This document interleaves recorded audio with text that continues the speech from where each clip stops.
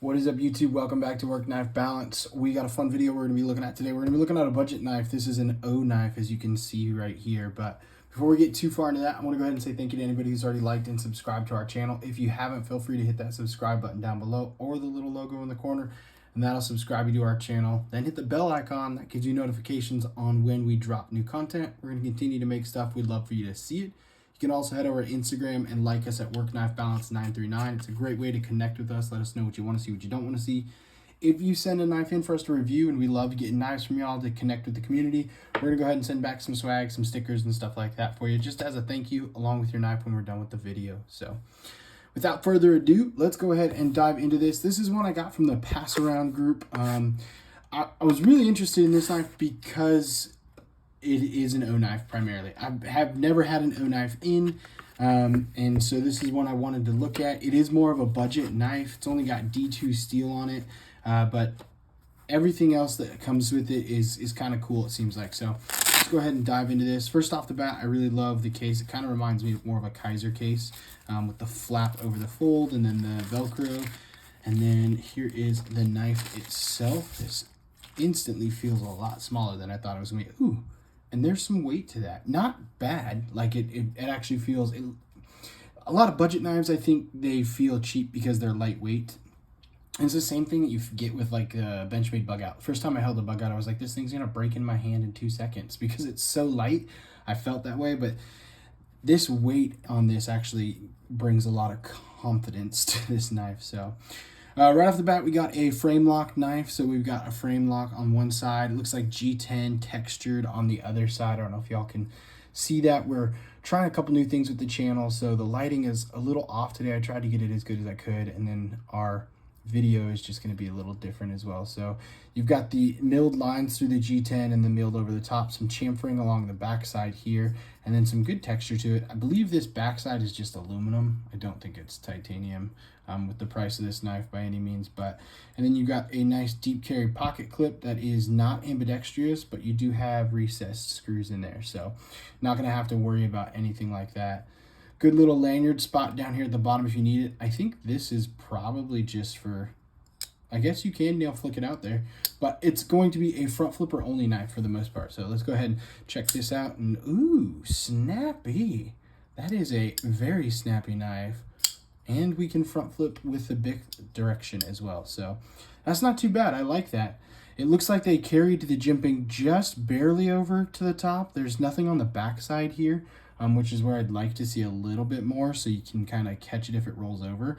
But there's a little bit of a, I guess, kind of a curve to it, which kind of helps with that. So you don't really need the jimping quite as much because it catches your fingers you go over. That is a really nice blade profile. That's a really nice looking knife. For a D2 steel, this is the O knife Borzoi, I believe it's called. It's going to be just kind of like a classic gentleman's knife. It's going to be very slim profile. It's going to have some really nice lines to it. Feels good. It's going to be a little bit smaller in hand. Kind of like a pen knife almost. Really nice drop point blade. Good swedge at the top here. Yeah, let's go ahead and do some comparisons real quick. We'll do measurements, and then we'll go ahead and get to the comparisons. Tip to tail, we are looking at about 7.3 inches, we'll say right there. And then the blade, we're looking about 3 inches exact with about 3 inches on that cutting edge there too. Not much of a sharpening choil. You got a little bit right in here, but not much of a sharpening choil. We'll do side-by-side comparisons, pull out the Ontario Rat 1, put that up top, and then we'll go ahead and get the Rat 2, put that one down below there. So it's going to be pretty close to that Rat 2 in size, larger by a little bit, but not a ton. So it is going to be closer to that Rat 2, not quite as full size as the Rat 1. And then we'll go ahead and get the Pair 2 and the Pair 3 out. Spyderco Pair 2, Pair 3. Pair 2 up top, Pair 3 down below. Kind of give you some side-by-side comparisons there as well. These are some of the best beater knives out there that you can get. I think everyone should have a Spyderco in their collection. And if you're going to choose one, in my opinion, I would choose the Pair 3 because I like that size a little bit more. But you can't go wrong with either of them. So much closer to, like we saw, that Para 3 and Rat 2 in size. If we do a carry comparison, you're going to be pretty close in thickness to that Rat 2 as well. So yeah, so not like a super thin knife by any means, not a super thick knife. It's got a really good profile here. I really like the way it looks. I believe this is just an aluminum as well on the pivot, and they did kind of anodize it, so you've got that blue to it, which is pretty cool.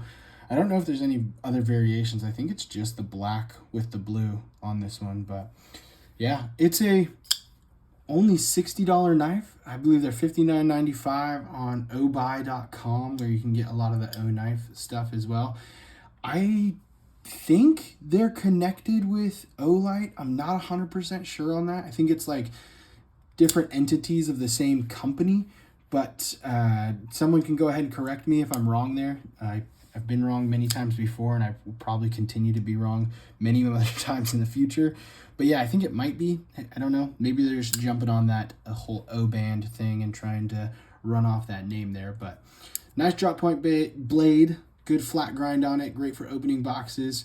Really sharp too. It feels pretty great and slicey. I don't have any paper around me, otherwise I'd try and slice something up for you. And you can't really go wrong with D2 steel. It's going to be a great budget steel, something that's going to last you longer than, I don't know, 7CR, 9CR, but it's going to be something that's a little bit easier to get your hands on and not ring the price up either. So, yeah. Don't got much else to say about this one. Going to go ahead and pass it on in the group with this one here, but let me know what you think. What are you carrying today? And would you buy this knife? Thanks, everybody. Have a great day. TTFN.